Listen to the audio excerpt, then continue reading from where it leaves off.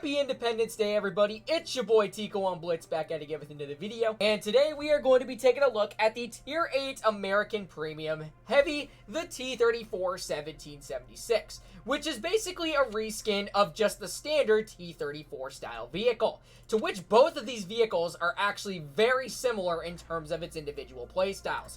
But in the latest update of the game, Wargaming decided to give necessary changes towards both of these vehicles. Starting off for the standard T-34, it got better aiming time and it received better maneuverability, now going upwards of 38 kilometers per hour forward. And in terms of its dispersion and aiming time, it has 5.3 seconds with 0.269 dispersion, sitting at 1978 damage per minute. But for the T-34 1776, it also got a little bit more better DPM as well, sitting at 1993 with a 12.04, just shy of 11 seconds of reload. And it also got more armor, and in retrospect, this is what the armor profile of the vehicle looks like. The majority of the turret, of course, is going to be the most major strong point of the vehicle. 303 and 280 in most cases. When running heats does not make the slightest bit of difference, as I think it's now to 320. Especially when running Cali, still not going to make the slightest difference whatsoever. There's a tiny cheek that's a bit exposed, upwards of 280, which means you would have to be in a fairly accurate tank in order to guarantee the penetration in certain aspects. But when this vehicle is using its gun depression factors is where the armor profile changes, especially for the upper plate, now sitting at 260 in most cases. Doesn't make much of a difference when running heats, as it's thickened down to 280, but when I load in Cali is where everything can still be penned. That cheek is still there from flat ground to where it was still visible when running calibrated shells. Like I did say, have to be in the most accurate tank in order to pen it guaranteed. For the side of the vehicle, the side of the turret is upwards of 166 to 165, and then the full-on side is upwards of 79 to 54. And then for the rear, the back of the turret is upwards of 209, and then the full-on rear is upwards of 53, to which, of course, where the engine neck is located, HEs are going to be the most vulnerable spot upon this little area right here to where it can cut through this vehicle. For the base dispersion, sitting at 0.269 with 5.7 seconds of aiming time, and only going 35 kilometers per hour while reversing at 12 and having a power to weight of 15.6 along with that. So the T-34 is a very unique vehicle, and I absolutely loved it for the fact that they can overwork ridge lines like absolutely no tomorrow, especially because of the fact that this vehicle has received a substantial buff on its armor, making it more effective when working ridge lines, especially when holding off certain flanks to the best of its ability. So here we are located on into our first game, another Tier 8 battle by the looks of it.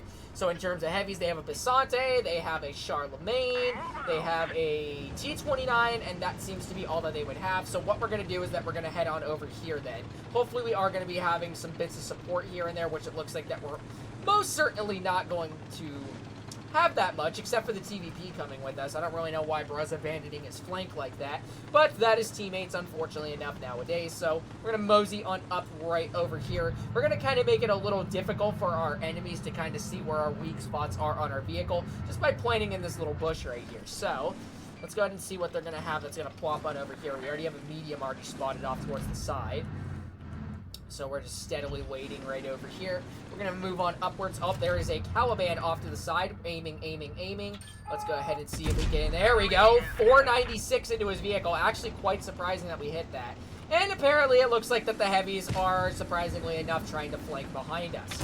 So let's go ahead and see what we can do as apart from that. I did hear the Charlemagne did fire, and the T-29 also did, so let's go ahead and get a quick slap for 411 into the side of his turret. Reloading once again, so we're just going to be staying put right here for the time being. And then we're just going to kind of back on up right along over here, rely on side scraping for the most part. We got this T-29 exposed once again for a nice tap for 370 into the side of his turret. All right, it's reloading yet again. So it looks like the enemies are now folding on, exposing themselves at the last second. We got the T-29 once again. We're going to aim it on his hatch. Unfortunately, missing that one. And that is kind of the unfortunate part about having a 5-second aiming time, is that some bits of shells will fly absolutely everywhere in retrospect if you do not fully aim in your reticle to the best of your ability.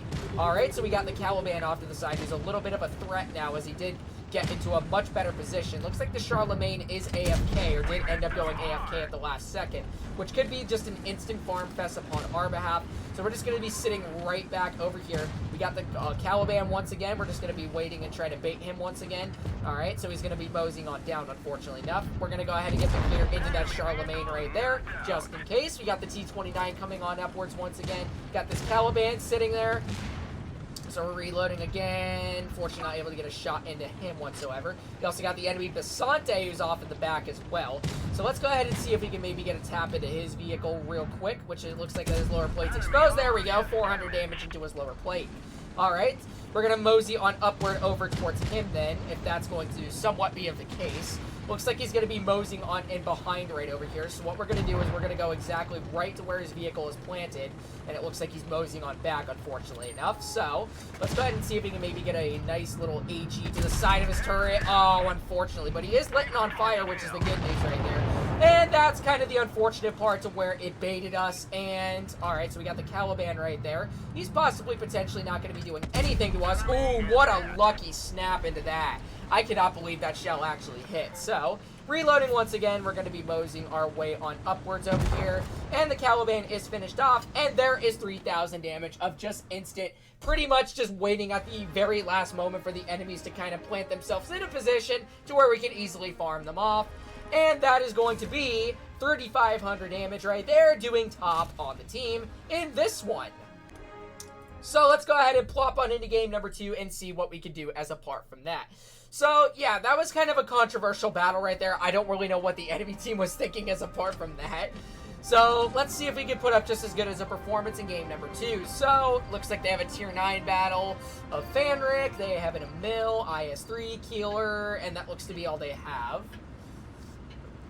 Pretty rat lineup since they do have an LT-432 on their team as well. So, we're going to kind of mosey on over here with our T-30 off to the side. Basically, the exact replica of this tank, but just a more powerful gun. So, we're going to mosey on over here then. Let's see if we do have some support. Looks like we got 2 of our other heavies going towards middle, which is good so that they can kind of be of support to whatever's going to be lurking on over here. We already got the Fanric off to the back. Let's see if we can maybe tap him. There we go. 343 slap into his turret right there.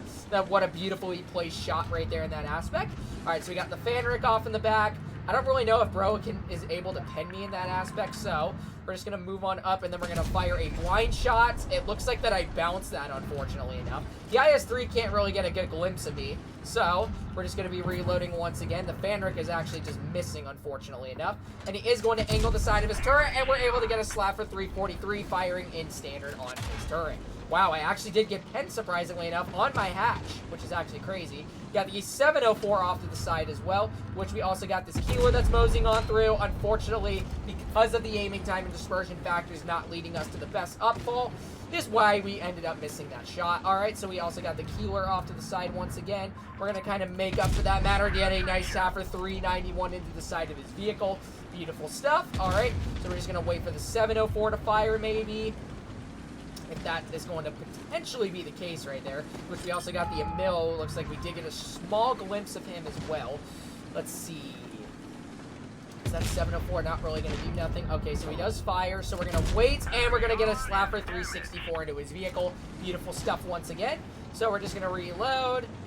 We're going to mosey on forward. We got the IS-3 off to the side right there. I'm just going to mosey onward just right around over here, see if we can maybe get a glimpse of this guy once again, to which he's going to be potentially pointing his rear by the looks of it, which he does. And a beautiful slap for 413 into his vehicle once again.